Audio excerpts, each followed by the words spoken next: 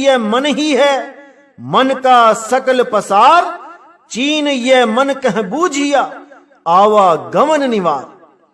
तो साहिब कहते हैं ये 5 तत्व, 25 प्रकृति, मन, माया, त्रिगुण, ये सब मन ही है।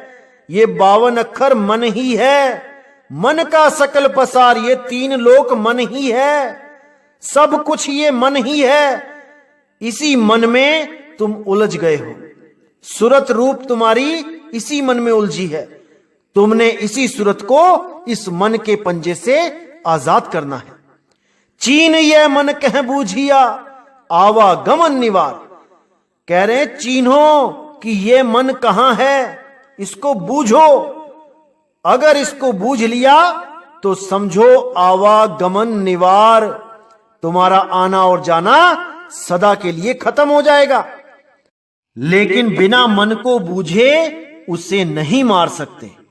जब तक दुश्मन का पता ना हो उसको खत्म नहीं कर सकते।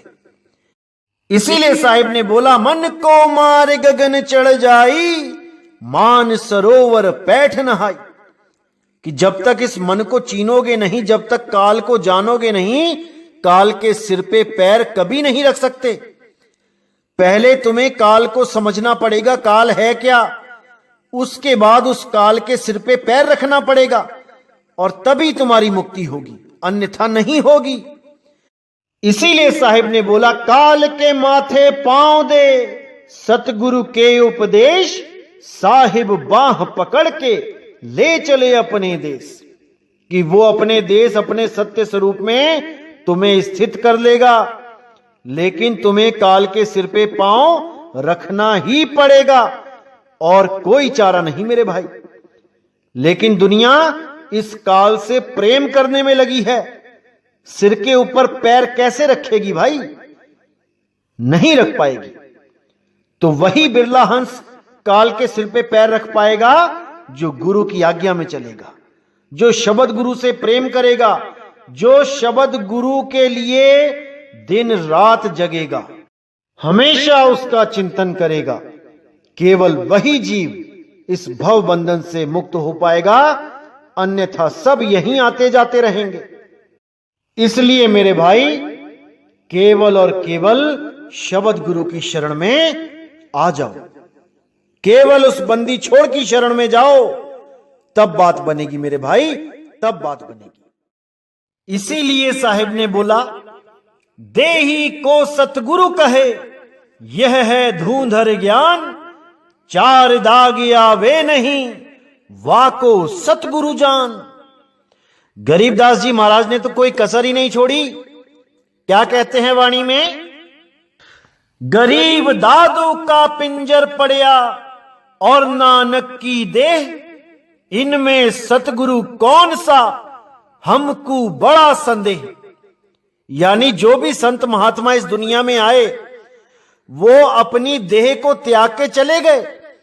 अब देह तो ऐसे पड़ी है वहां पे, 5 तत्वों की जो देह है, जैसे एक पिंजड़ा पड़ा है और उस पिंजड़े में जो तोता है वो अपने निज स्वरूप को, अपने निज नाम को, अपने निज धाम को चला गया। अब जो वहां पे शरीर पड़े हैं, अब किसको सतगुरु बोलूं, कौन से शरीर को सतगुरु बोलूं। इसीलिए यहां गुरुओं की देह से बिल्कुल अलग कर दिया गरीबदास जी महाराज ने, कि गरीब दादू का पिंजर पड़या और नानक की देह, इनमें सतगुरु कौन सा, हमको बड़ा संदेह। यानी वो शब्द गुरु तो अपने आप में लीन हो गया और यहां पर देह रूपी जो 5 तत्व का पिंजड़ा था वो पड़ा रह गया। इसीलिए सब संतों ने चीख चीख के समझाया कि मेरे भाई, देह के चक्कर में मत पड़ो, शरीरों के चक्कर में मत पड़ो, शब्द गुरु की खोज करो, शब्द गुरु को जानो। देह गुरु धारण करना जरूरी है, लेकिन वो अपनी देह से ना जोड़े, वो इस आस में ना लगाए कि मैं लेने आऊंगा अंत समय में। ये महा अज्ञान है। देही गुरु ऐसा होना चाहिए जो शब्द के साथ जोड़े, आपकी सूरत को शब्द में लीन करना सिखाए, तब समझ जाना कि आपको सतगुरु मिल गया। अब आपको जन्म मरण में डालने वाला कोई पैदा नहीं हो सकता। इसीलिए गरीबदास जी ने फिर बोला, गरीब तीरथ व्रत करे क्या होई, कर्म कांड व्यवहारा, आत्म राम नहीं सुमरिया, बिसरे सिरजनहारा। बिल्कुल क्लियर कर दिया कि जिन भी तीर्थ व्रत कर्म कांड में हम फंसे हुए हैं, उनसे हमारा कल्याण नहीं होगा। आज देखिए, कोरोना की वजह से सारे तीर्थ सूने पड़े हैं, एक आदमी नहीं उस तीर्थ पे जाने वाला। तो वो तीर्थ महान है या जो हम लोग वहां भीड़ लगा देते हैं और उसे एक मेले का रूप दे देते हैं, हम लोग महान हैं। इसीलिए साहिब ने बोला, तीर्थ बड़ा की तीर्थ का दास। अरे तीर्थ का दास बड़ा है जो किसी भी जगह को तीर्थ बना सकता है। एक छोटा सा मंदिर अगर वहां पे किसी की मन्नत पूरी हो जाए, वो पूरे शहर में हल्ला मचा सकता है कि इस मंदिर में कुछ मांगो तो यहां पे सब कुछ मिलेगा। देखते ही देखते पूरा शहर वहां खड़ा हो जाएगा। वो छोटा सा मंदिर जो कल का बना है, उसको तीर्थ घोषित कर दिया जाएगा।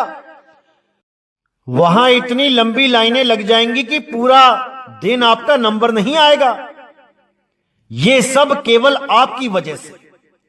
आप वहां जाते हो इसलिए वो स्थान और महान हो जाते हैं, नहीं तो वैसे ही सूने पड़े हैं, कोई नहीं देख रहा उनको।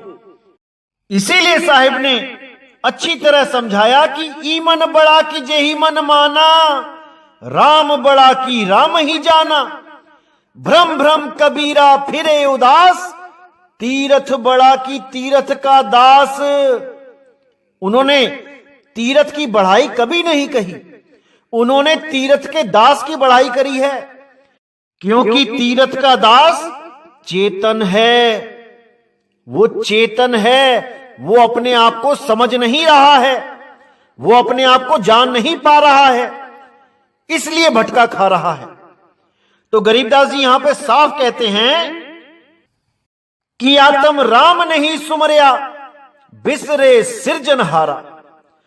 कि तीर्थ में जाते रहे, कर्मकांड करते रहे, दिए जलाते रहे देसी घी के, मूर्तियों की पूजा करते रहे, कैलेंडर पूजते रहे, फोटो पूजते रहे, लेकिन आत्म राम को भूल गए। उस आत्म राम की सुध नहीं रही, उस सिरजनहार को बिसर गए। इसी बात को कबीर साहब ने भी समझाया कि आत्म ज्ञान बिना नर भटके, कभी मथुरा कभी काशी, जल में मीन प्यासी, मोह देखत आवे हासी। यही चीज नानक साहब ने बोली कि आत्म में राम, राम में आत्म, चीनस गुरु बिचारा। इसीलिए कबीर साहब ने बोला, तेरा साईं तुझ में है, जाग सके तो जाग। कि तेरा साईं कहीं बाहर नहीं है जो किसी तीर्थ मूर्त में ढूंढ रहा है, कि घी की जोत जगा रहा है, घी के दिए जगा रहा है, सोच रहा है परमात्मा घी से खुश हो जाएगा, घी जलाने से। अरे नहीं भाई, परमात्मा आपके भाव देखता है। आपके भाव कैसे हैं? गरीबदास जी ने तो यहां तक कह दिया, गरीब ब्रह्म कहो अविगत कहो, करता कहो करीम, कादर बेपरवाह है, रमता राम रहीम। यहां गरीबदास जी साफ कहते हैं कि ब्रह्म कहो अविगत कहो, करता कहो करीम। उस परमात्मा को आप किसी भी नाम से पुकारो, उससे कोई फर्क नहीं पड़ता। आप चाहे उसको राम कहो, चाहे कृष्ण कहो, चाहे हनुमान कहो, चाहे अल्लाह कहो, चाहे वाहेगुरु कहो, इससे कोई फर्क नहीं पड़ता। चाहे जीसस कहो, चाहे बुद्ध कहो, चाहे जैन कहो, इससे कोई फर्क नहीं पड़ता। उसको इससे कोई मतलब नहीं। वो तो सब पे दयाल है, सबको ताकत दे रहा है, सबको पानी खाना सब दे रहा है। सब कुछ सबको मिल रहा है, वो कभी किसी में भेदभाव नहीं करता। आज हम सोचते हैं कि हमारे देश में केवल हिंदू रहें, मुसलमान भाग जाएं, या मुसलमान सोचते हैं कि हमारा देश मुस्लिम राज्य घोषित हो जाए, हिंदू भाग जाएं। अरे इससे कोई फर्क नहीं पड़ता उसको कि कौन कहां पे है, कितनी आबादी में है, कौन सा देश, कौन सा राज्य, कौन से धर्म से लिंक है। वो तो सबको एक दृष्टि से देखता है। अगर अल्लाह केवल मुसलमानों का होता तो क्या एक भी हिंदू, एक भी क्रिश्चियन इस दुनिया में जी पाता? क्या कोई भी सरवाइव कर पाता इस दुनिया में? अगर अल्लाह केवल मुसलमानों का होता, अगर भगवान राम केवल हिंदुओं के होते, तो क्या कोई मुसलमान, कोई ईसाई, कोई जैनी टिक पाता इस दुनिया में? क्या वो सबको खत्म नहीं कर सकते थे? जो ये सारा बीड़ा आपने उठा लिया है कि हम हिंदुओं को खत्म कर देंगे, हमें 15 मिनट की मोहलत मिल जाए, या हिंदू कह रहे हैं हम मुसलमानों को काट के रख देंगे, हमें सरकार थोड़ी देर के लिए छूट दे दे। अरे मेरे भाई, हम यहां पे जीने आए हैं, बंदगी करने आए हैं।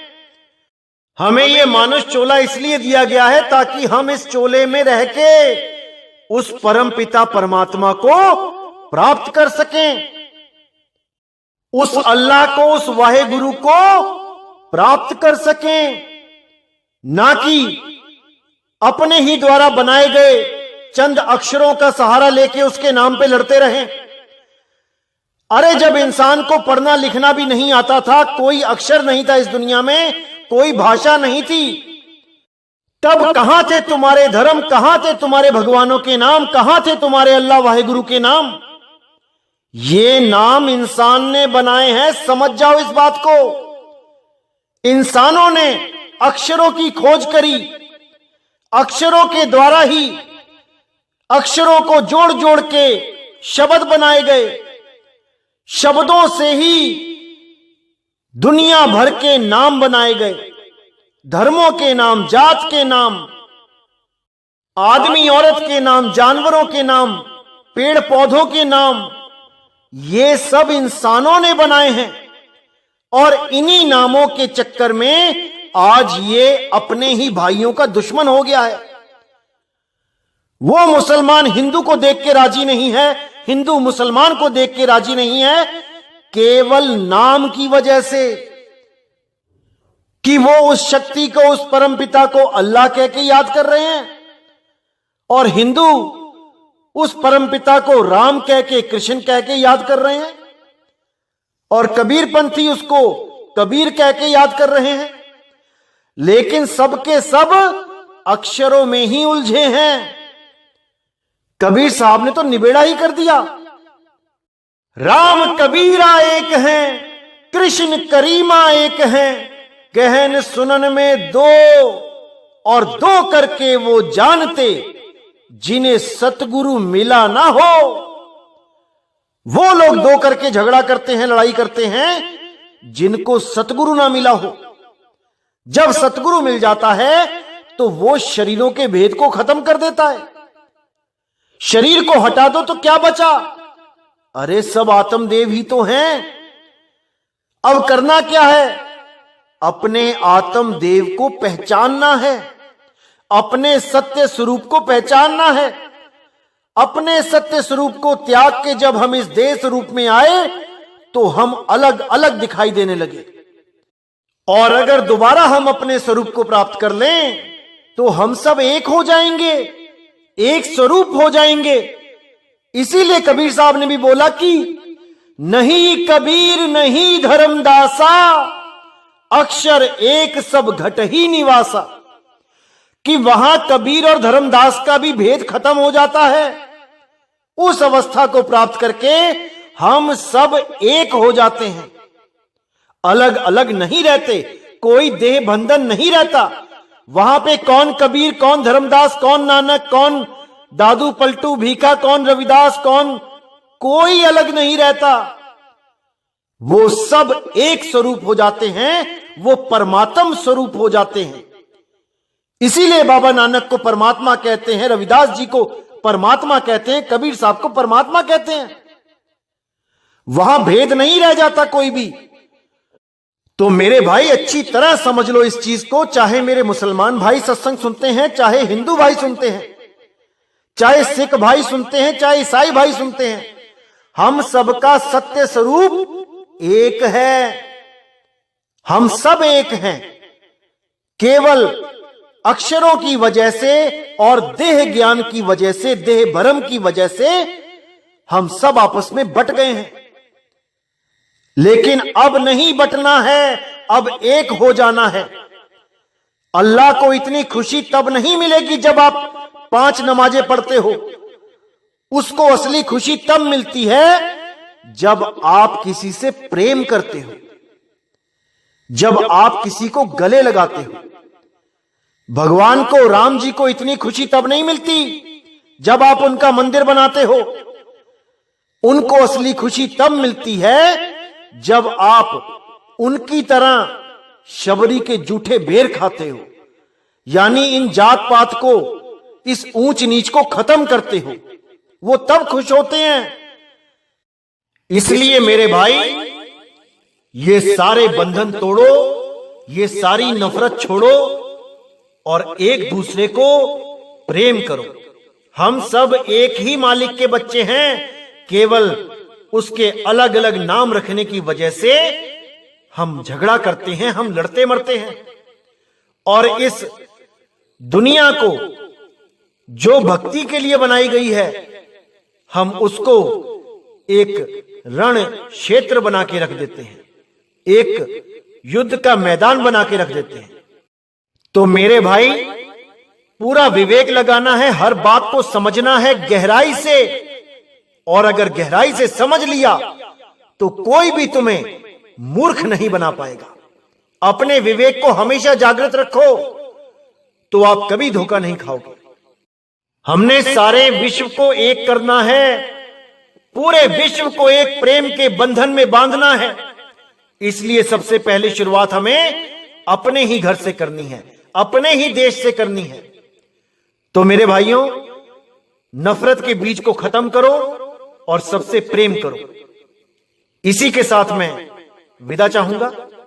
जय गुरु बंदी छोड़ वैराग साहिब, जय गुरु बंदी छोड़ साधु शरण साहिब, जय गुरु बंदी छोड़ बाबा नानक साहिब, गुरु अंगद देव साहिब, बाबा धर्मदास साहिब, बाबा रविदास साहिब, मेरे सभी संत। जय जय सतगुरु बंदी छोड़ सतगुरु सत्य कबीर साहिब की सदा ही जय हो, सदा ही जय हो। मेरे मालिक की साहिब बंदगी सतना।